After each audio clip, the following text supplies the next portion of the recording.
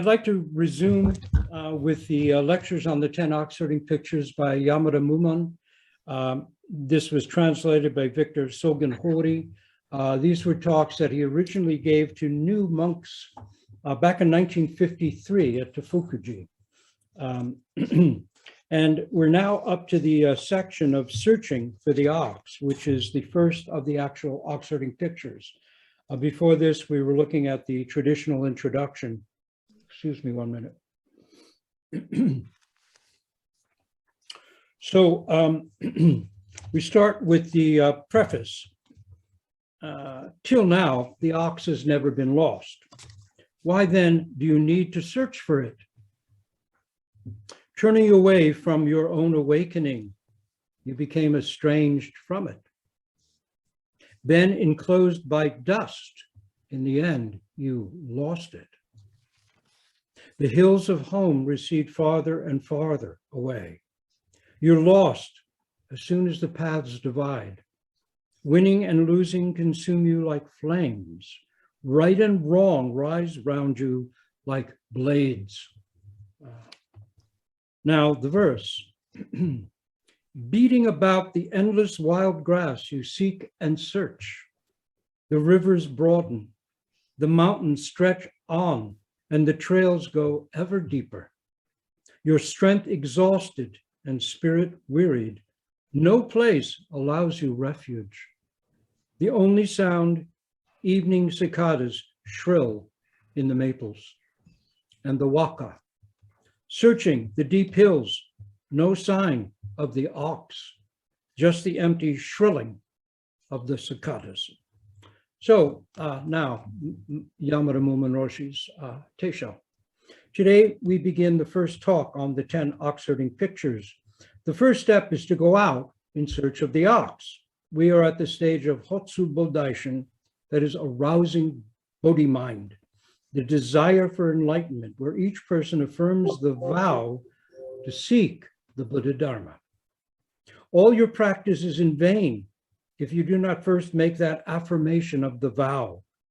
These days, we are often told that we must live our lives with hope. That is very important, of course, but in Buddhism, the affirmation of the vow is what is primary. The vow to awaken, to realize your own fullest potential as a human being, and to live in a way that's beneficial to all beings, not just human beings, not just family and friends. This is quite a challenge, this great vow to mature completely. Bodhisattva, again, is wisdom being. That's all it means.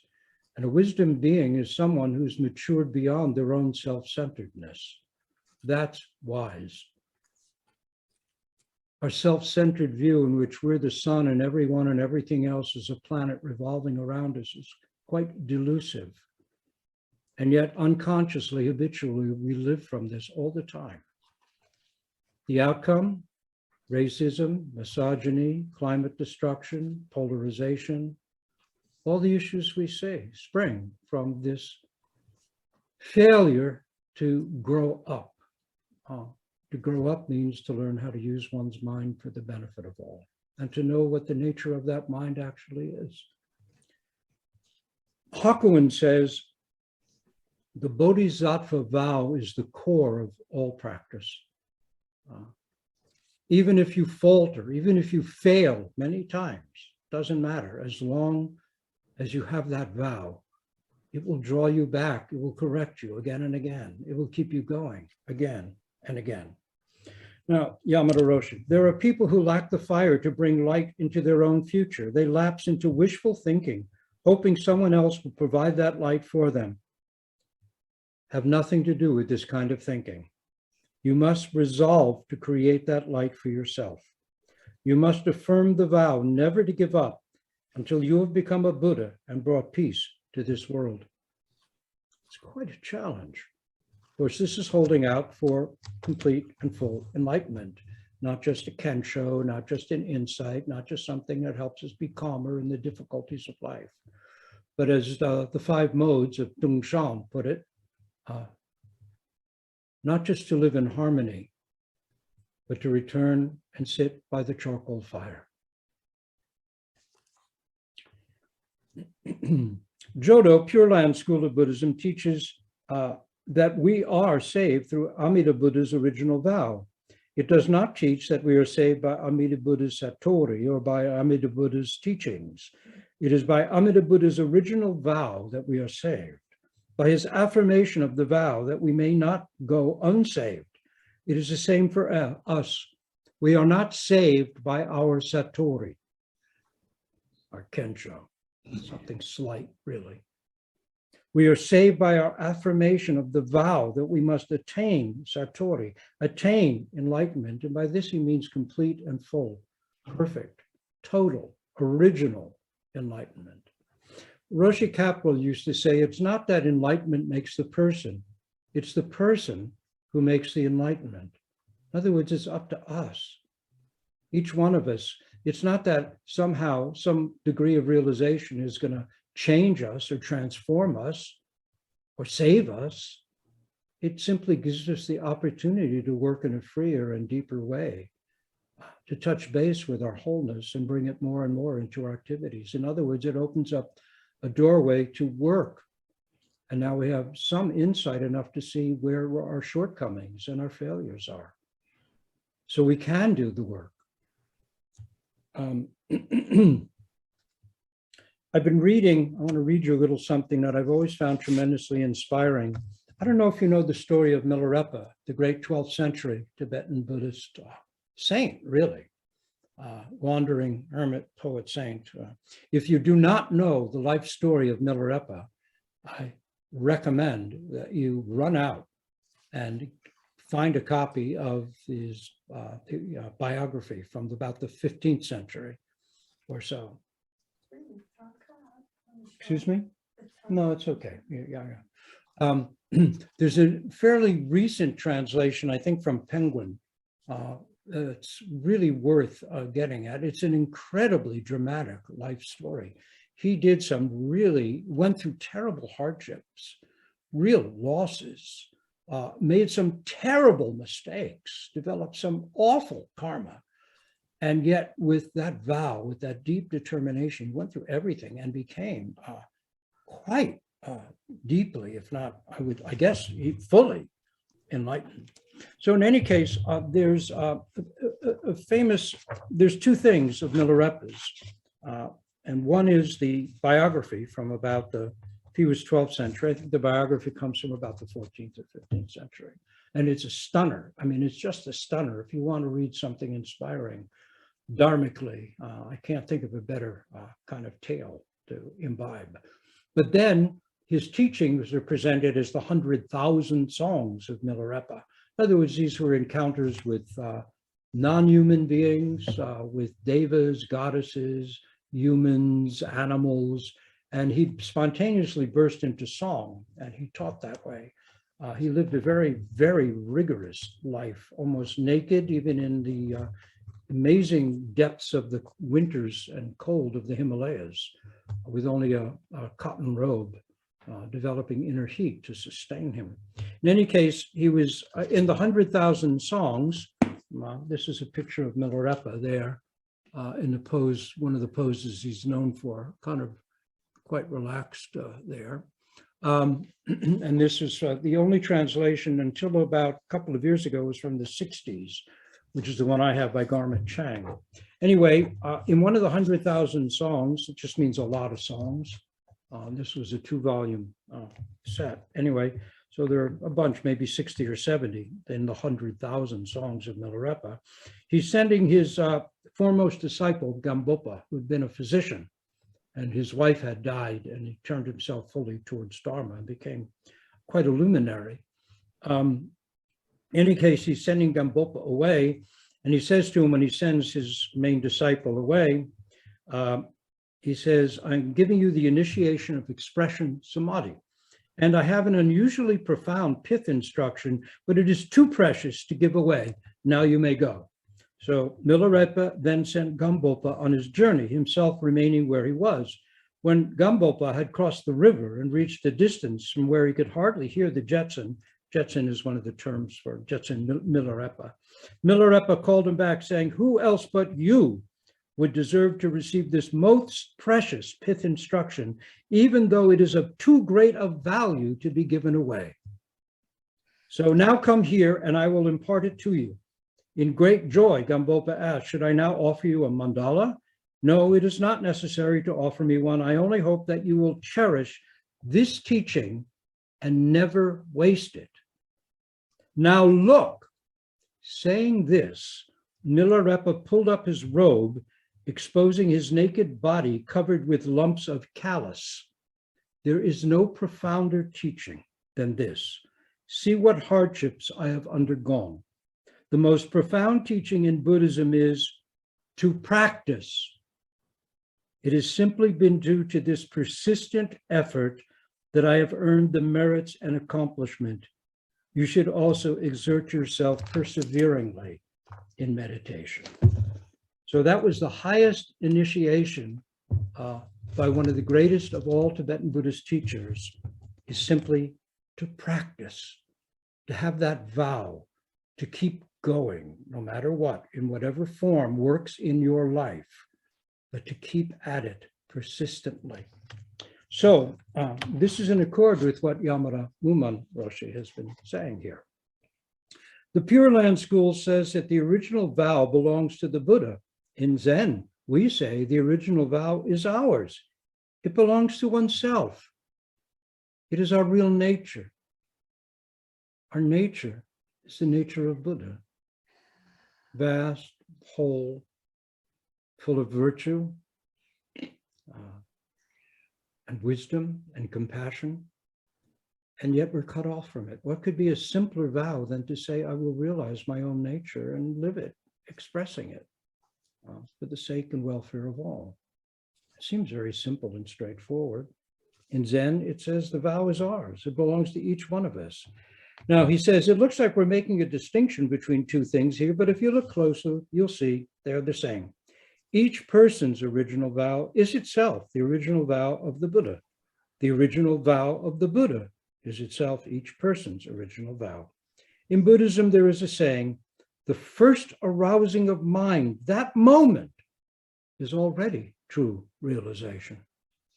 When you first affirm the vow to attain enlightenment, at that moment, there is already splendid enlightenment. Thus, the first step is that each one of you must affirm the vow. You must affirm, sentient beings are numberless. I vow to save them. You must affirm, delusive passions are inexhaustible. I vow to put an end to them. You must affirm, Dharma teachings are unfathomable. I vow to master them. You must affirm the Buddha's way is supreme. I vow to attain it. In other words, the great vows for all.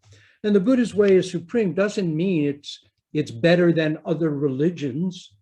It simply means the way of being, the Buddha you actually are, is supreme. There's nothing more complete than that, whatever form it takes.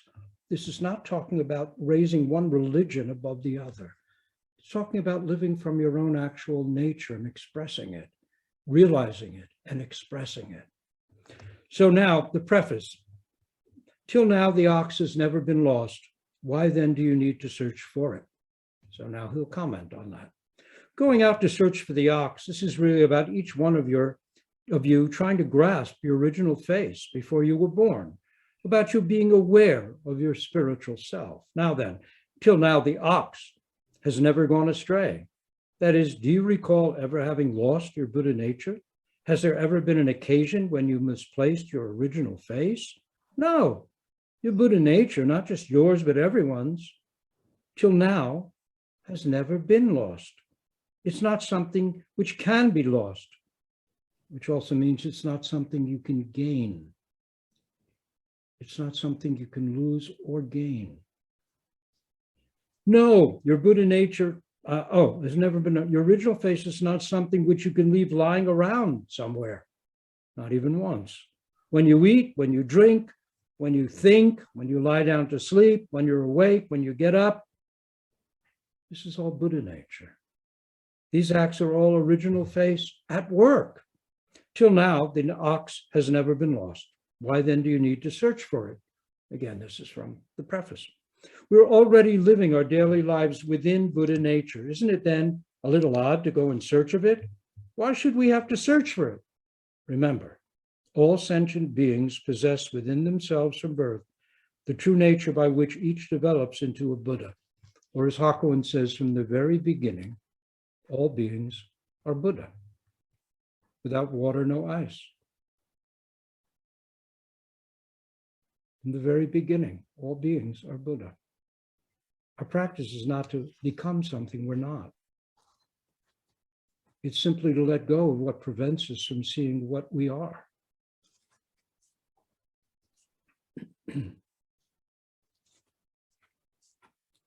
It's like looking for your glasses with your glasses on, or like searching for your walking stick with your walking stick in your hand, or like looking for the shoes that you're right now wearing. Going in search of the ox is the same sort of queer thing. Do you search for an ox when you're riding on its back? Now, next line, turning away from your own awakening, you became estranged from it, then enclosed by dust. In the end, you lost it. Although we all possess this Buddha nature, although we all have an original face, although we each have an immaculate, original, authentic self, actual self, we might say. True self makes it seem like there's some false self. It's our actual self, just as it is right now. The Buddha said, right now, just as you are. You contain all the wisdom, all the virtue, the same as all Buddhas. We just don't know it. Only our self-centered thinking prevents us. It's an ancient habit from realizing it, testing to our own nature. Why should we have to go search for it? It seems crazy, doesn't it? Yet we turn our backs on that original face because we're all attached to the belief that only in the world of sensations, in the world of the body and emotions, in the world of discrimination does the self exist. Wu Men says somewhere, the fool calls it the stream of thought and sensation, the original self. When we deny our Buddha nature, we become estranged from it. Buddha nature is that place without discriminating consciousness, but because we fall into discriminating consciousness, we end up strangers to our own Buddha nature. The selfless self, like that of a newborn baby, is our original face. But as soon as we gain a little unnecessary knowledge, we end up strangers to our original face. An old verse goes, what a mistake to dye it Kyoto white. My own white hair was better. What a mistake to dye it Kyoto white. My own white hair was better, just as we are. There's a little bit in this commentary. Remember, this is Muman Yamada Roshi speaking to new monks, essentially, who are probably going to inherit their father's temples and things like that. There's a sense of, as if discriminating consciousness is somehow a negative thing. We should get beyond that. And I'd like to point out for lay people, it's much more ordinary than that. There's nothing we have to transcend. There's nothing we have to get rid of, and there's certainly nothing to suppress. We practice as we are. So if thoughts are arising, that's fine. You simply pay attention, not pushing them away, not trying to suppress or control them. You simply pay attention to, wow.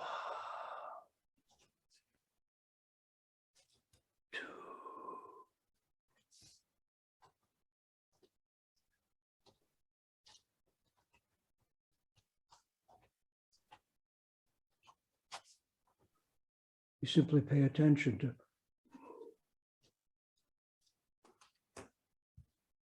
or any other koan.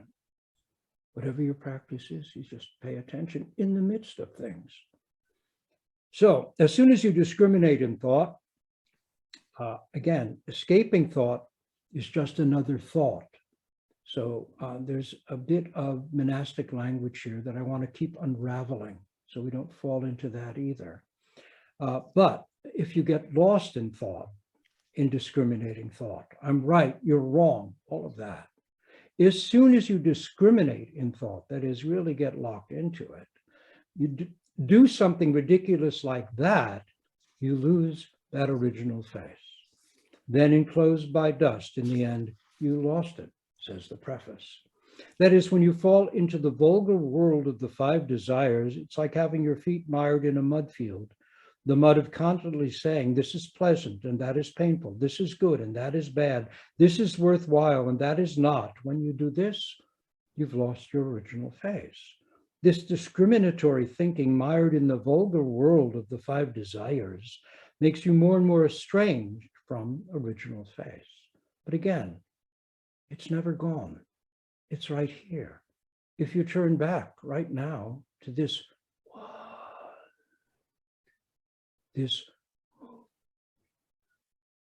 let everything else be as it is, it's right here. It's never far away. How could it be? However, if we get caught up in this, we create quite a world of distance. Remember, intimacy is another Chinese word for realization. We don't get enlightenment, we become intimate. It's not something we get that makes us special or different. We become intimate with everything. Sun, moon, stars, raindrops, garbage, harsh words, good words, kind faces, ugly, mean face, whatever. Intimacy, intimacy. But without that, he goes on to the preface, the hills of home recede farther and farther away. You're lost as soon as the paths divide. Here you are falling deeper and deeper into the world of discrimination. In a certain neighborhood, a family lost one of its sheep, and all the people in the family had to go out in search of it. They came upon a man in his house and said, if you have the time, can you help us look for our sheep? The man asked, what happened? He says, our sheep got lost. For one sheep, why do you need so many people to help you? He asked. Well, we need lots of people because when you go looking for a sheep, we go down a path, and that path divides into two. So we need to split up into two. Then we go in two groups, but the paths divide into four, so we need to split into four groups. Later on, the branch and branch and branch. So we need a lot of people. Won't you help? And they all went off looking in a large group, but when they returned, they came at night empty-handed. What happened, he asked. The path kept branching, but in the end, we didn't have enough people. So we gave up and came back. Yamada Roshi says, the little story illustrates you're lost as soon as the paths divide. With discriminative thinking, you fall into the relative world. You jump into making comparisons. But discrimination only brings more discrimination, which only brings on more discrimination until finally, you don't know what is what. We become lost in a web of thoughts. Now, this is not to negate or disparage thought. Thinking is very important. Reading is very important. All of these things that use our mind are very important. We're human beings. It just means not getting lost in the self-centered thinking that leads to isolation and separation from everything. How do you do that? How do you not fall into that? This is the realm of ongoing practice. As Milarepa said, you persevere through it all. You don't push anything away. You don't suppress a thing. You're present. You become conscious of it all. Becoming conscious doesn't mean you get something called more consciousness. You just become conscious of what is, what you've not been seeing, what's unconscious and habitual. And then you see through it. So, winning and losing consume you like flames. Right and wrong rise round you like blades. He goes on, I'm happy, I'm sad. I win, I lose. That was good, that was bad. These are the flames of discrimination. And you can see he puts right at the beginning the word I. I'm happy, I'm sad. Happiness and sadness aren't the problem. It's like looking at a tree in your yard and going, instead of my tree, it's my tree. Instead of my child, it's my child. I'm happy, I'm sad. There's the message of how unintimate we are with ourselves and with everything. So they blaze up like a conflagration, plunging us into an all-consuming discrimination, which traps us no matter which way we turn. Here at this point, it certainly looks like there's no way out. More and more, it looks like there's a nervous breakdown approaching, which can't be avoided. We used to say that parents and children are one single entity, but now they are not a single entity. They are separate individuals. We used to say that husband and wife are one, but now they each have individual rights. Now the eldest son should not have special privileges. All brothers and sisters have equal rights. If we try to divide up all our daily life like this, following the dictates of discriminative thinking, each person's share will never be enough. Claiming this is unfair, this is unequal, each person will fall headlong into the discrimination where winning and losing consume you like flames, right and wrong rise around you like blades. It doesn't look as if there's any way out. There's a common expression: you can't cut a peach into 4 equal parts. Though you may think you've cut the peach into 4 equal parts, each portion is slightly different in size, in taste. If you really try to equalize all these things, you won't be able to divide even an ordinary cookie into equal parts. Clinging to this divisive way of thinking, getting hung up on dividing everything, causes a lot of conflict in modern life. The problem is we just don't know how to use our own minds. And it is weird, isn't it, when you think of it? How come human beings don't know how to use our own minds? It's who we are right now. It's how we see color. It's how we hear sound. It's how we think thoughts. It's how we feel emotions. It's who we are. How can it be that human beings don't know how to use our own minds? How come we need culture? We need to learn how to do this. Zen is a kind of culture, a kind of apprenticeship in learning how to use the tools we've been given. How come? Why don't we know how to use our own minds? The Buddha said we each have this vast, empty mind of wisdom, virtue, compassion. It's all ours from the beginning. Why don't we know it? It's strange, isn't it? An ant knows how to use its mind. A flower knows how to use its mind. A whale knows how to use its mind. It may have a better mind than we have. And yet we don't know how to use our minds. What is it about human birth? Well, from a Buddhist perspective, this not knowing how to use our mind gives us the opportunity to really learn how to use our minds. That is, to awaken. This is a great opportunity, even as it's a great dilemma and a great problem. Because look at our earth. What we're seeing is the reflection of human beings not knowing how to use their own minds. Climate change, misogyny, racism, injustice. This is human beings like ourselves. It is ourselves not knowing how to use our own mind. It's crazy. This is the foundation of our practice. Whatever form that takes, to take that in and realize there's something we can do about it. We can learn to use our minds. We can learn to touch base with our own mind. We can learn to live from it more and more. That can make a difference.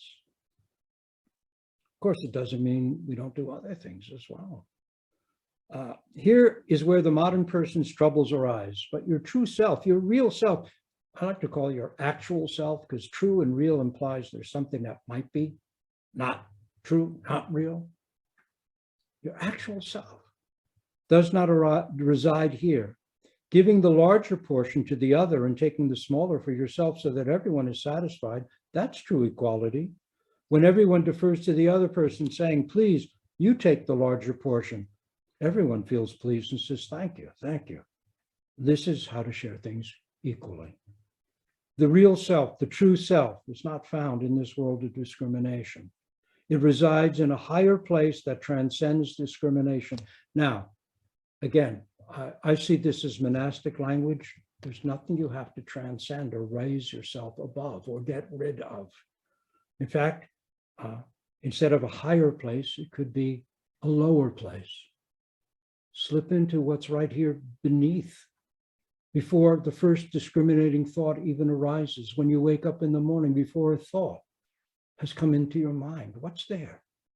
You're seeing, you're hearing, you're feeling, and then thinking arises. It's not getting rid of anything or transcending or going above. Well, it could be much simpler than that. Letting everything go, letting it all fall away. What's right here? In any case, for lay people, I think it's important to recognize kind of stilted language in traditional Zen and digest it and incorporate it into our lives as they are. In any case, in that place that transcends discrimination, there is true human equality. It is just this human equality, which is the Buddha, we must all revere. Unless we go right back to the original starting point, there will be no world anywhere where we can be saved. How do we go right back to the original starting point? From the very beginning, all beings are Buddha. The very beginning is not millions of years in the past. The very beginning is this very moment. 1, 2. What is Mu? Who's hearing? Or any koan point. This is the very beginning. You don't have to create an endless past to think, oh, at the very beginning, all beings are Buddha. Right now is the very beginning. The original starting point.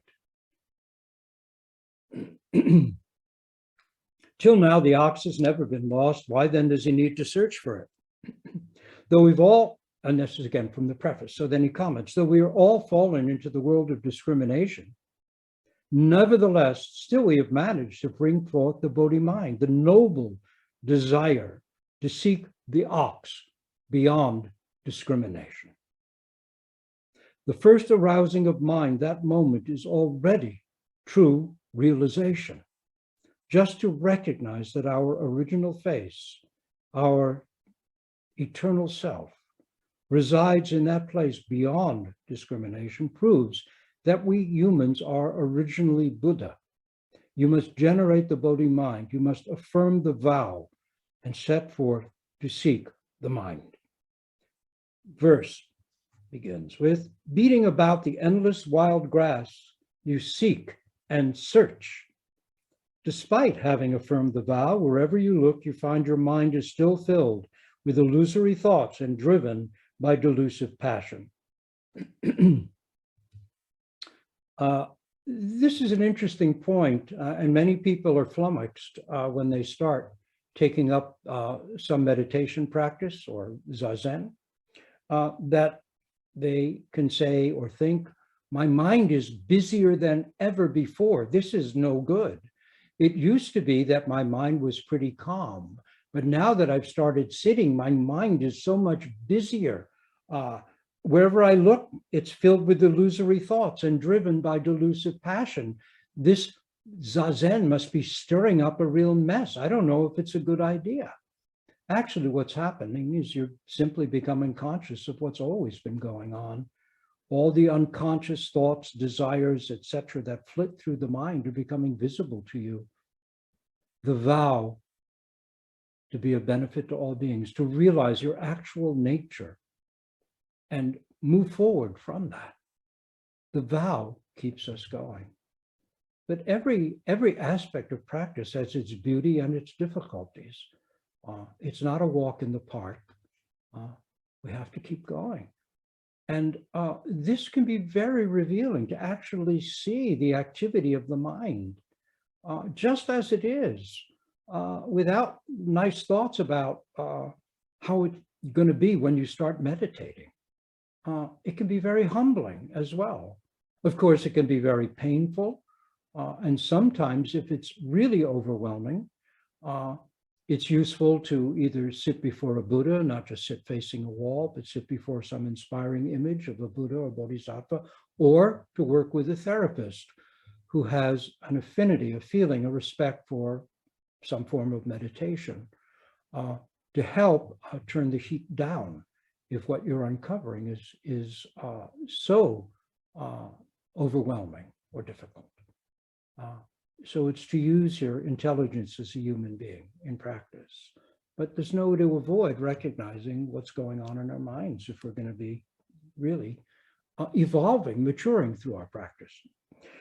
Otherwise, you're kind of trying to get away from it or get around it, which doesn't lead to maturing. It leads to a kind of evasion where you look good. You're probably wondering, can there really be Buddha nature here? That is in the midst of this mess that I'm uncovering when I sit. But whatever the case, you know that you have to do Zazen.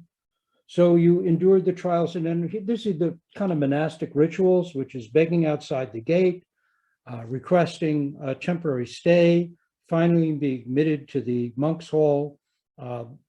In Japan, what evolved was, in order to get into a monastery, if you're a monk, first you'd knock on the gate. In the old days in China, some teachers would then take a stick or have the attendant monk drive you away or pour water on you, and then to show your gumption, you would come back immediately and sit at the gate, and they keep driving you away. And finally, after 2 or 3 days of this, they go, okay, you can come in. And then you're a beginner at the bottom rung in the monastery.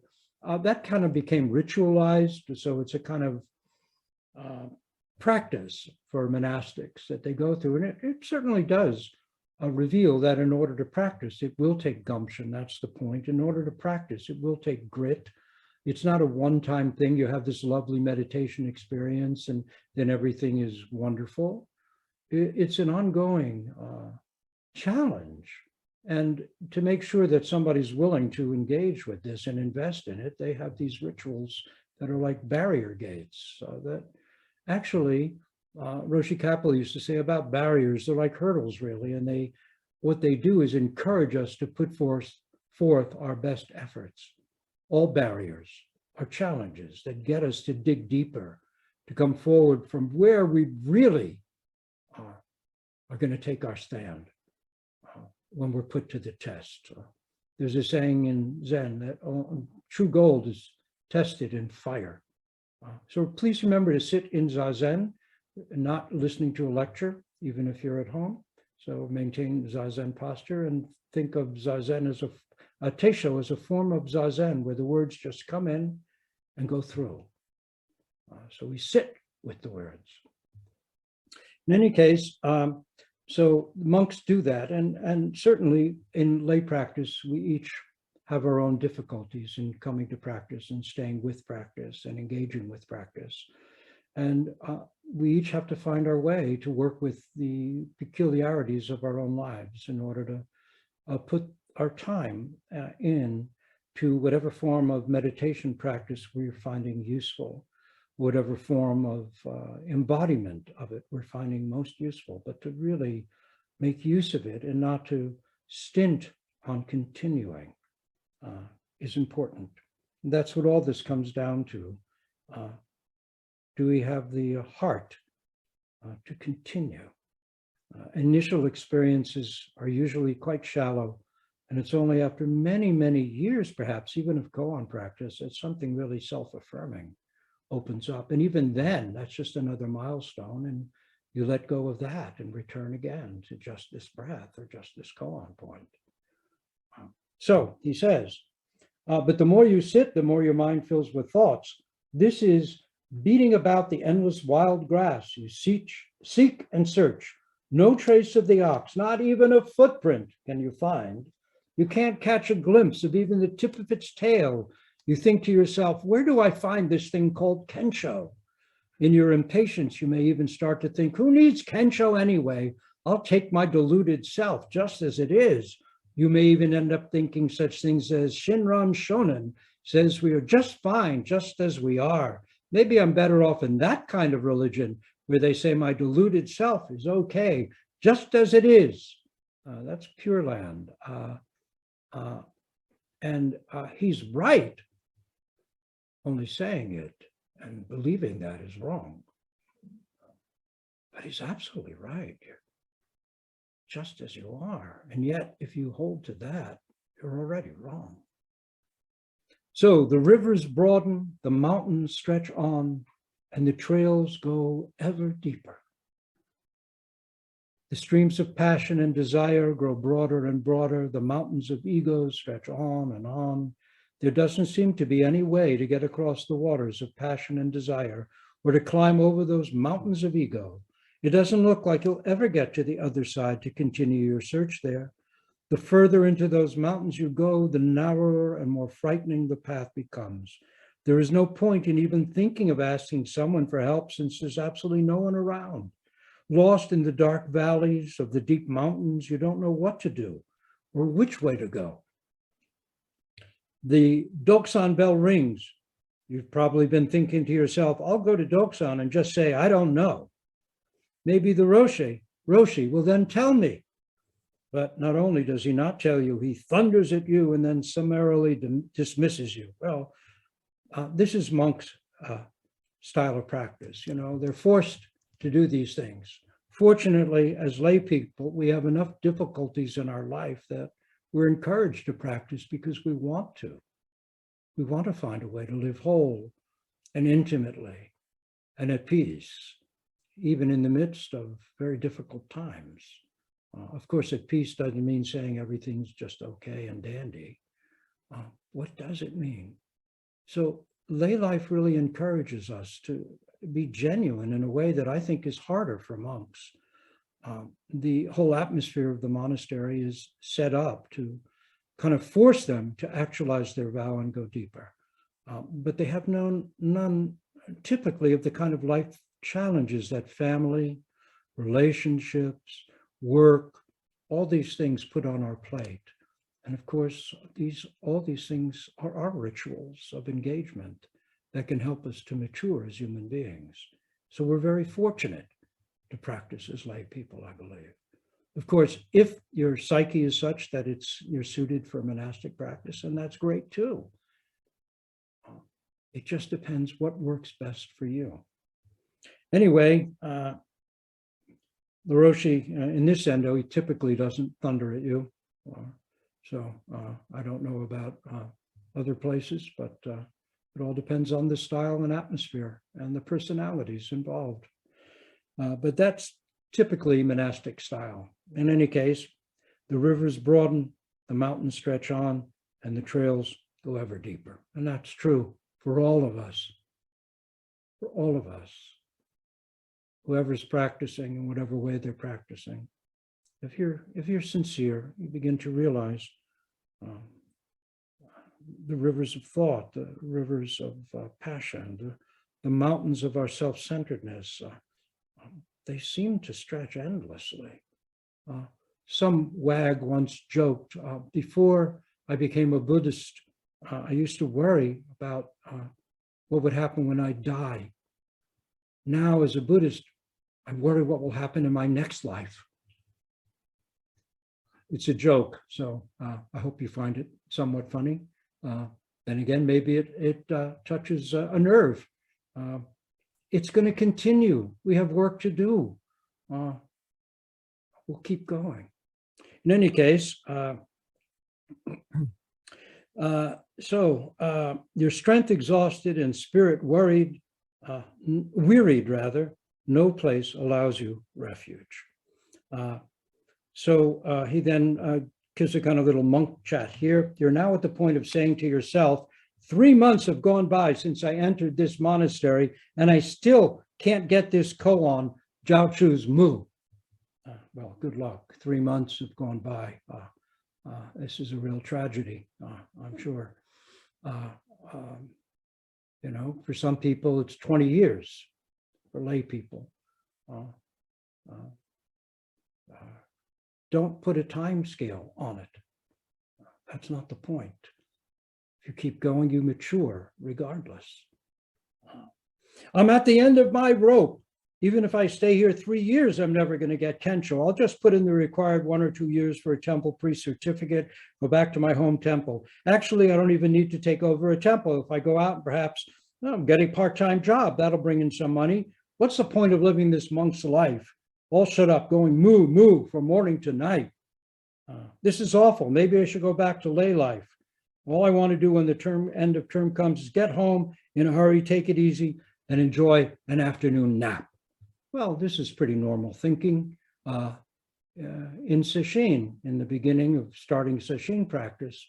That can be pretty typical thought, whether you're a monastic or not. Oh, I can't wait till this is over.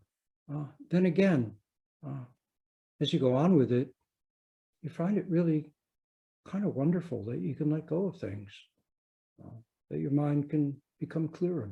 You can become more present. That the sound of the bell can go right through, that the taste of the meal can be fully what you are, that your feet touching the floor as you walk in kinhin are just this, just this. Anyway, but no matter what you do, he's pointing out that in the beginning it's tough for everyone.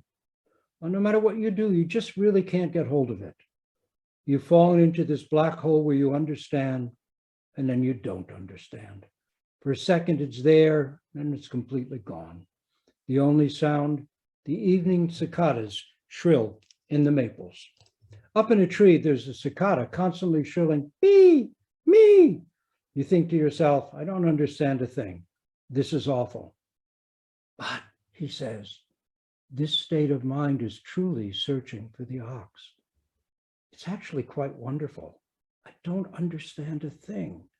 It can seem quite awful, but it's really quite wonderful. I don't understand anything. Not knowing is most intimate. If you don't know that's a tree, you can really see the bark. You can really smell its leaves and blossoms. You can really see the tangle of its roots. Not knowing is most intimate. It's just that we don't know that yet. We think we're supposed to know something, as if some concept will save us. Yeah, you think to yourself, I don't understand a thing. This is awful. Maybe it's not. Anyway, this state of mind is truly searching for the ox. But if you throw in the towel and give up, your efforts will be wasted.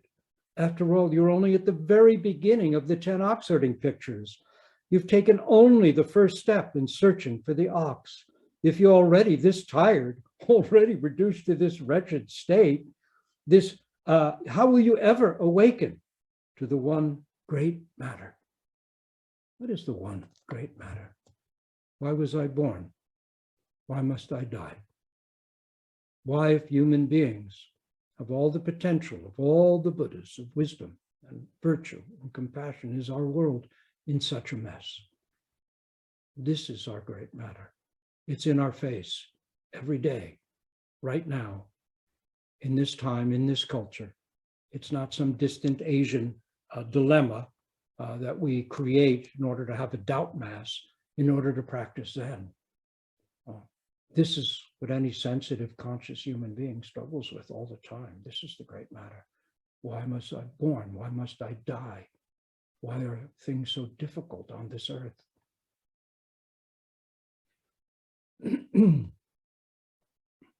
Going through this dark state of mind is something through which all of us must pass.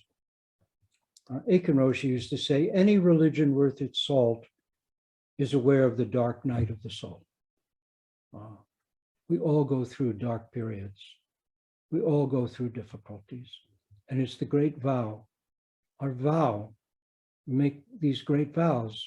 The many beings are numberless. I vow to free them all. Greed, hatred, and ignorance rise endlessly. I vow to abandon them all. Dharma gates are countless. I vow to wake to them all. Buddha's way is unattainable. I vow to embody it all. We've taken these vows. These are Bodhisattva vows. This is what we recite at the end of every formal period of Zazen. This is what sustains us through our own personal difficulties. And Zen's not a quick fix. It's not going to solve your problems immediately, but it'll give you the space to see through them and work on them, but not suppress them. Again, as Roshi Kapleau used to say, enlightenment doesn't make the person makes the enlightenment. We work with it. We work with it. Our great vows are what keeps us going forward. Hakuin said, even if you have enlightenment without the great vow, it's useless.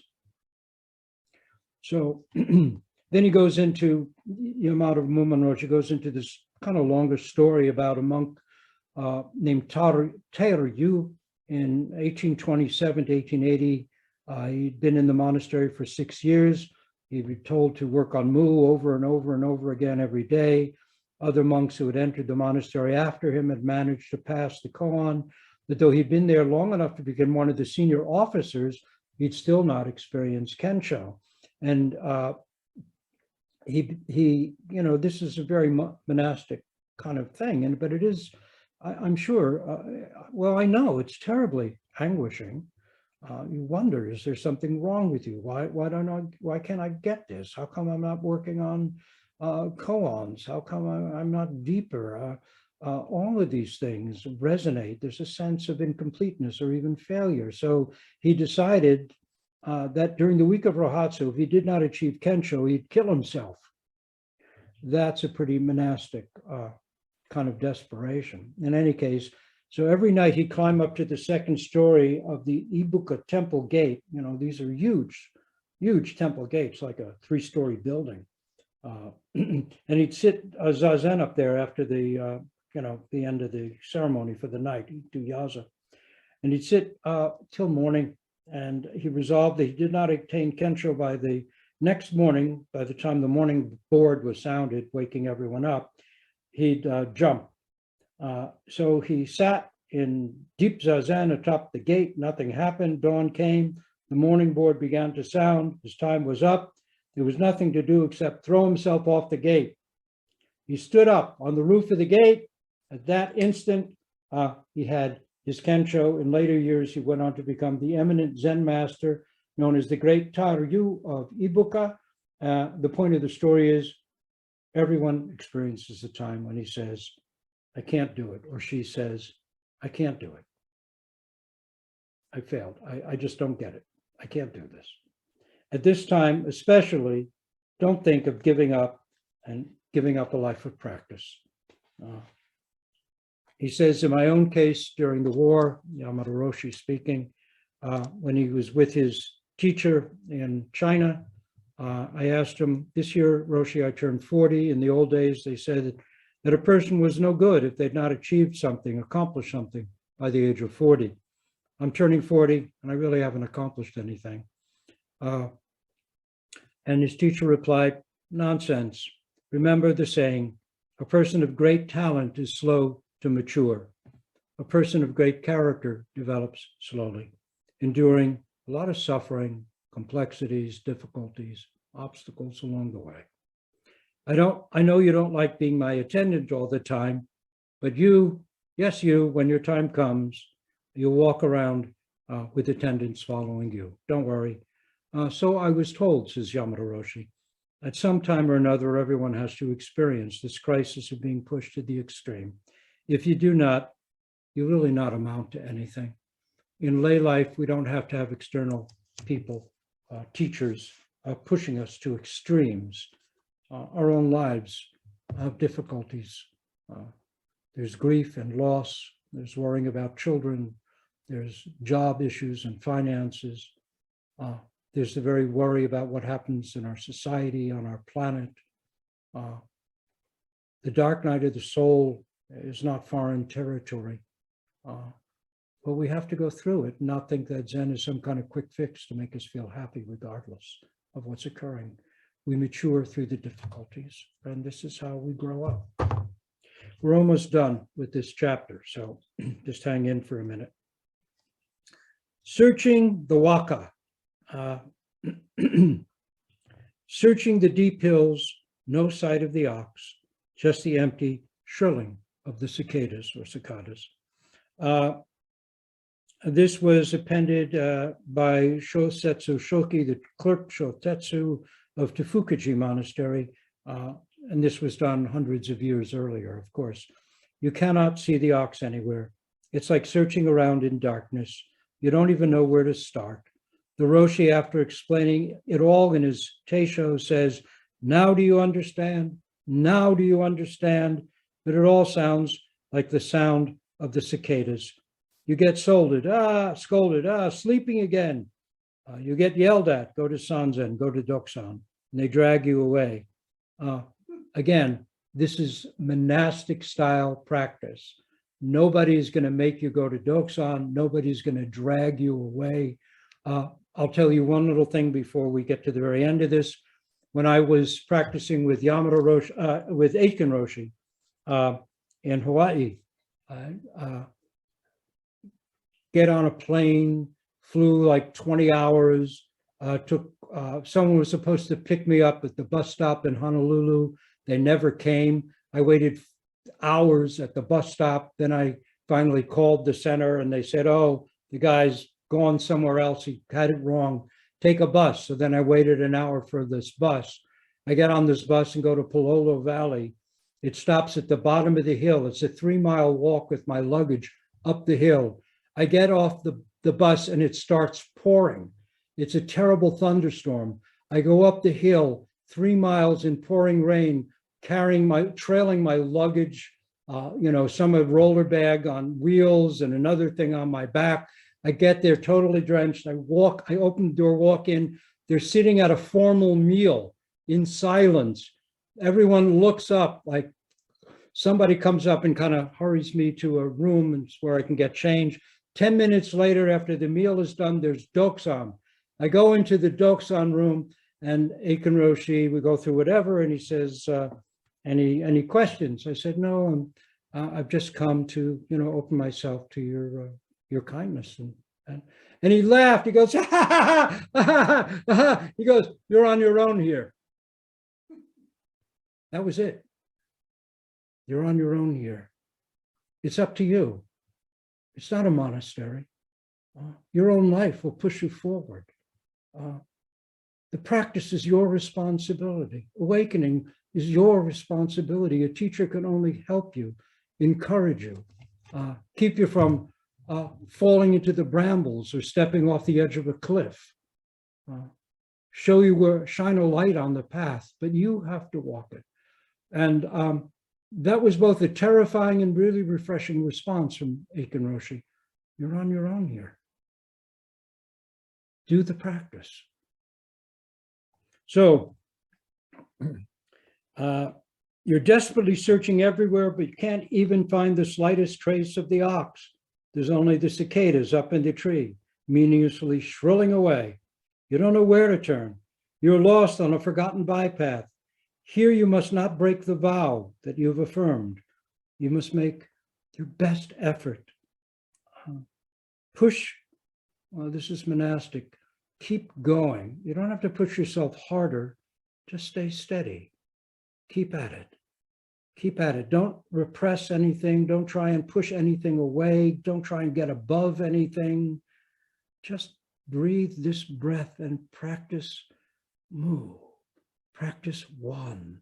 Practice your koan. Pay attention. Be present, even to the painful things. The old verse says, to persevere day and night without a break and light the candle of the Dharma is at once to attain it. Just remember, Kensho may not be an overwhelming experience. It's just an initial glimpse that allows us enough to begin to answer checking questions and to continue working. We go on through the curriculum, and as we do, an initial glimpse becomes deeper, it broadens, it becomes something we can live from more and more, and opens more fully as we go on. Aiken Roshi says, keep it soft, carry it lightly, but keep carrying it. If you keep at move from dawn to dusk, then just as a spark leaps from the flint, You're striking, so also without fail, there will come a moment when your eyes open. That is when the great seal of the Mumonkan guarantees. That is what it guarantees. The key, the heart of the matter is to persevere as best you can, to take breaths through the day. Find a few minutes each day during your day, or one, and let everything else go for a minute. Practice regularly in the morning, in the night, or in the morning, or in the night, or both, whichever works best for you, whichever you can do, but stay steady. You'll achieve nothing if you work on your koan only when you happen to think of it. Your efforts will result in nothing more than froth carried away in the stream. But if you keep going straight ahead, there'll come a time when suddenly your eye opens. But that could be years and years on after years of koan practice. Remember, we're just in it with our vow for the best we can do, and to keep going. Be present. Every moment of every day is an opportunity if we use it. And just be easy on yourself and keep at it as best you can, but be scrupulously honest. But don't beat yourself up. We're not monks. We're not nuns. We're human beings. And our aim is to mature as deeply as we can in the brief time we each have to do this work in. The Mumonkan tells us explicitly that that will happen if we keep at it. And Yamada Muman Roshi asks, I ask you to do this sesshin. These monks were in sesshin at the time. They were brand new monks with this attitude. Keep at it and stay steady is how I'll translate his more monastic words. So we will stop here, recite our great vows for all, and stay steady. Enjoy the rainy weekend. There's something quite soothing about it. So take care.